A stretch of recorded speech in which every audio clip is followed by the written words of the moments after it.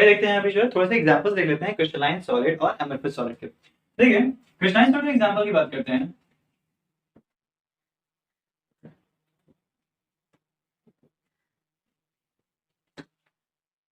Crystalline solid हो गया जैसे कि आपके पास।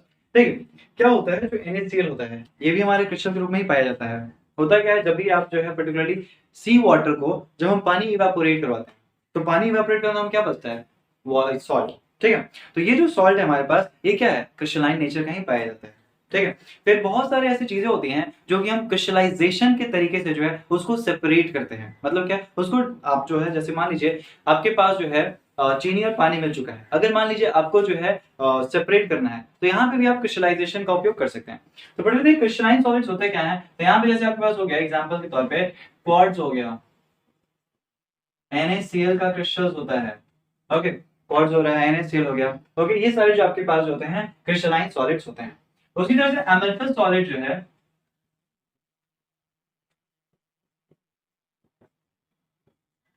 एमरफेस सॉलिड क्या होता है, जैसे कि quartz glass. Okay, rubber, plastic हो गया, ये सारा जो होता है हमारे पास एमरफेस सॉलिड का। देखिए एमरफेस सॉलिड की एक खास बात क्या है कि इसके पास होता है टेंडेंसी होता है फ्लो करने का। हालांकि ये बहुत धीरे फ्लो करता है। अब आप सोचिए लिक्विड तो है नहीं कि फ्लो कर रहा है, बट क्या है एक्चुअली कि ये जो एमरफेस सॉलिड होता है इसके पार्टिकल्स के बीच का जो अरेंजमेंट है वो इतना स्ट्रांगली नहीं होता है। ठीक है, तो उतना स्ट्रांगली ना होने पाने के कारण इसके पास टेंडेंसी होता है एकदम स्लो फ्लो करने का, और इसी कारण जो है एमरफेस सॉलिड को हम बोलते हैं pseudo solid. Okay, pseudo solid क्यों बोलते हैं पर्टिकुलरली, स्यूडो सॉलिड इसलिए बोलते हैं पर्टिकुलरली क्योंकि ये जो है सॉलिड होते हुए भी थोड़ा सा सॉलिड की तरह कैरेक्टर शो कर रहा है। ओके, क्योंकि इसके पास एबिलिटी है फ्लो करने की, हालांकि ये धीरे धीरे फ्लो करता है। तो अमेरिकन सॉलिड के पास क्या है, it has ability to flow. ठीक है, it has ability to flow, हालांकि ये स्लो फ्लो करता है, बहुत ही धीरे, बहुत सालों में एक बार जो है फ्लो करेगा। और इसी कारण देखिए क्या होता है, ओल्ड विंडोज वगैरह जो होते हैं ना उसमें अगर हम छोड़ दे रहे हैं तो क्या देखोगे कि ऊपर से जो हमारे पास जो थिकनेस होती है, ऊपर थिकनेस आपकी पतली हो जाएगी और वो नीचे फ्लो करने के कारण नीचे का जो थिकनेस होता है वो बढ़ जाता है, वो मोटा हो जाता है। ठीक है, तो ऐसा क्यों होता है, बिकॉज वो ग्लास क्या आपके पास, ग्लास में अमरफेस सॉलिड, और अमरफेस सॉलिड का टेंडेंसी क्या है, फ्लो करने की। तो नीचे वाला जो परत होता है वो मोटा हो जाता है और ऊपर वाला जो है हल्का पतला रह जाता है। ठीक है, साथ ही साथ जो है जब अमरफेस सॉलिड को बहुत देर तक छोड़ दीजिएगा तो ये भी क्रिस्टलाइजेशन शो करने लगता है।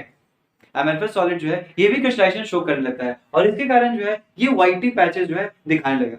तो कभी कभी जो है पर्टिकुलरली व्हाइटी पैचेस जो अमरफेस सॉलिड शो करते हैं बिकॉज ऑफ क्रिस्टलाइजेशन, क्रिस्टलाइजेशन के कारण जो है ये सफेद सफेद दूधिया टाइप जो है हमको दिखने लगते हैं। कौन, अमरफेस सॉलिड। इनको दूसरा नाम दिया गया है सुपर कूल्ड लिक्विड।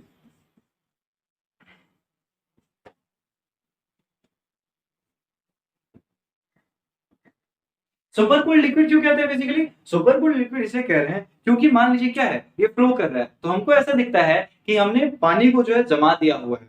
ठीक है, और धीरे धीरे जैसे टेम्परेचर बढ़ रहा है वो क्या हो रहा है, वो धीरे धीरे फ्लोइंग की टेंडेंसी शो करता है। तो एक्चुअली यहाँ पे क्या है आपके पास, अमरफेस सॉलिड को स्यूडो सॉलिड भी कहा जाता है, सुपर कूल्ड लिक्विड भी कहा जाता है। इसके पास जो टेंडेंसी होता है फ्लो करने की, जिसके कारण हालांकि धीरे धीरे फ्लो करता है, जिसके कारण क्या देखो जो विंडो शीट्स होते हैं वो नीचे उनकी थिकनेस बढ़ जाती है पर ऊपर जो है वही वो थिकनेस जो है घट जाता है। ओके, तो ये जो था बेसिकली हमारे पास क्रिस्टलाइन और अमरफेस सॉलिड के कुछ एग्जांपल्स।